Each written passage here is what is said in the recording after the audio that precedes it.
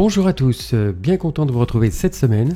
Cette semaine, une vidéo dans le chapitre des glaces.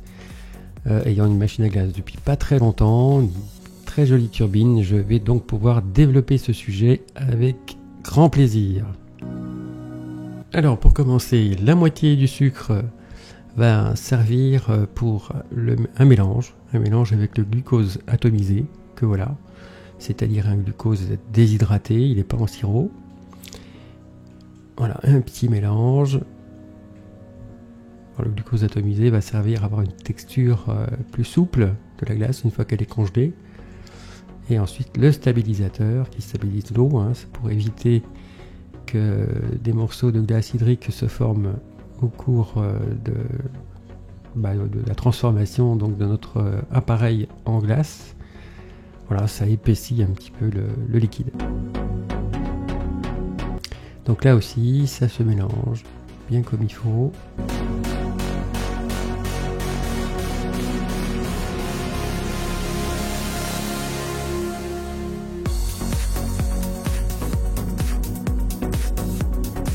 Voilà, ensuite un thermomètre et on allume le gaz. Donc on va rajouter les éléments les uns derrière les autres pour faire ce mix de glace.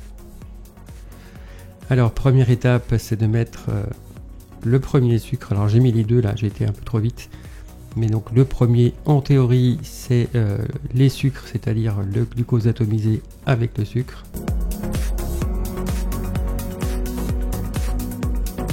J'ai mis les deux avec le stabilisateur, on le met un peu plus tard normalement à 45 degrés. Bon là j'ai mis, alors ça fonctionne quand même, c'est pas parce que les choses ont été faites un petit peu précipitamment que ça fonctionne pas, c'est simplement pour avoir un résultat le plus optimum possible, que ces éléments sont rajoutés à certains degrés. Donc mettez votre force de feu pas trop fort de manière à ce que les choses puissent se faire dans la douceur. Donc là on est toujours à environ 25-30 degrés. Et ensuite les arômes se mettent à 37 degrés, donc ici les 2 cafés.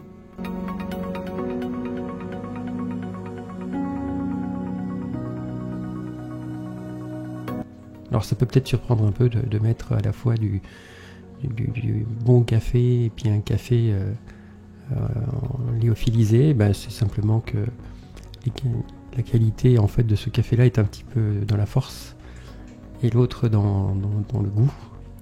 Donc les deux réunis, vous aurez à la fois un peu de force et un bon goût de café.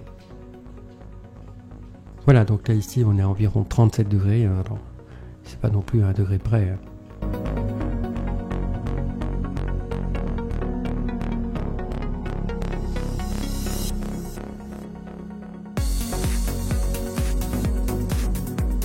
Voilà, maintenant les jaunes d'œufs, on est à 40 degrés. Donc la dénomination glace, c'est parce qu'il y a des jaunes dedans.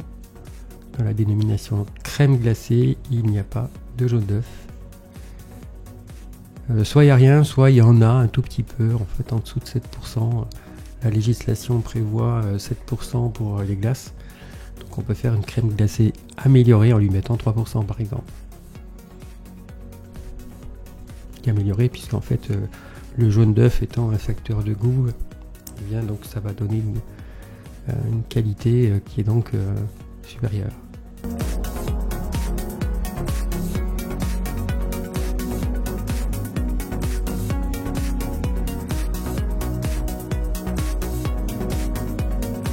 Voilà, maintenant le beurre d'environ 45-50 degrés. Et maintenant donc je vais monter cette température à 82 degrés. Alors c'est entre 82 et 85, ne dépassez pas trop les 85. Le risque c'est que nos jaunes d'œufs se séparent et donc ça fait des grains. Voilà, donc vous baissez la force de votre... parce que là vous pouvez monter la force jusqu'à ce que ça arrive à environ 80, de manière à ce qu'on arrive à 82 pas trop vite, et ensuite à feu moyen, donc pour conserver cette température pendant 2 minutes, de façon à pasteuriser cette crème, c'est-à-dire d'endormir entre guillemets les microbes puisque les glaces c'est un élément à risque pour si c'est mal fait, si on cuit pas suffisamment, donc la flore microbienne se développe et peut poser des problèmes de santé. Donc une pasteurisation haute, c'est-à-dire 82-85 degrés pendant 2-3 minutes. À une époque c'était même 5 minutes d'ailleurs, je crois qu'aujourd'hui ça a un peu baissé. Enfin globalement c'est une cuisson qui va durer donc ce temps-là, et de bien faire attention de ne pas dépasser ça. Alors il y a cuisson parce qu'il y a jaune d'œuf, il y aurait s'il n'y avait pas de jaune d'œuf du tout, donc il n'y a pas besoin de... On arrive à 82 degrés pareil, mais il n'y a pas besoin de les maintenir 82 degrés pendant 2 minutes. Voilà, on arrive au terme de la cuisson. Donc là, on peut s'apercevoir que la consistance a un petit peu changé, c'est légèrement plus épais par rapport à ce qu'on avait au départ. Et ensuite, donc, il faut passer cette glace dans un tamis assez fin, de manière à enlever le maximum de café. Alors, je vous déconseille le chinois, tout passe au travers. Vous pouvez utiliser des grains de café aussi, ça fonctionne bien. Là, par contre, ça sera plus facile à passer au chinois. Voilà, donc là, j'ai pris un tamis assez fin. Alors, il y a quand même quelques particules qui passent, mais ça se sent pas du tout au goût. Et au contraire, je trouve que ça donne un aspect café plus sympathique. Voilà, donc à partir de là, vous mettez au frais 4 heures minimum. Et une fois qu'elle est refroidie, voilà ce que ça donne. Donc c'est un petit peu plus épais encore.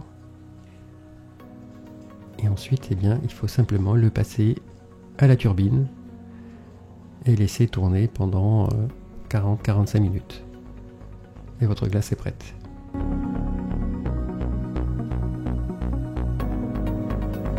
Alors la quantité est importante, puisque là, il y a environ 1,5 kg de glace qui correspond au grand maximum à ce que je peux envoyer dans ma machine à glace.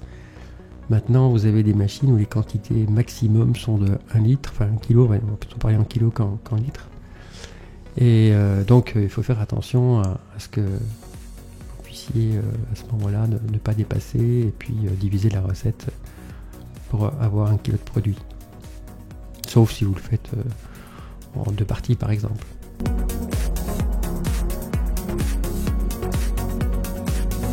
Voilà, donc là, c'est parti pour 40-45 minutes.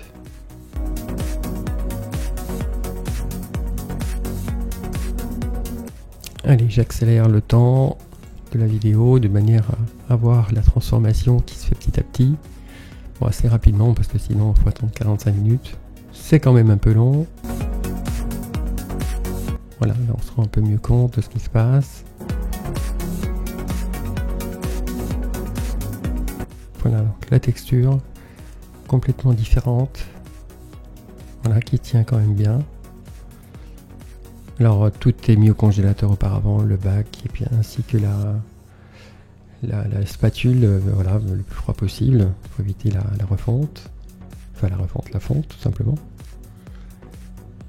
Et il n'y a plus qu'à mettre ça dans des petits bacs en plastique ou ce que vous voulez et les mettre au congélateur sans trop attendre évidemment.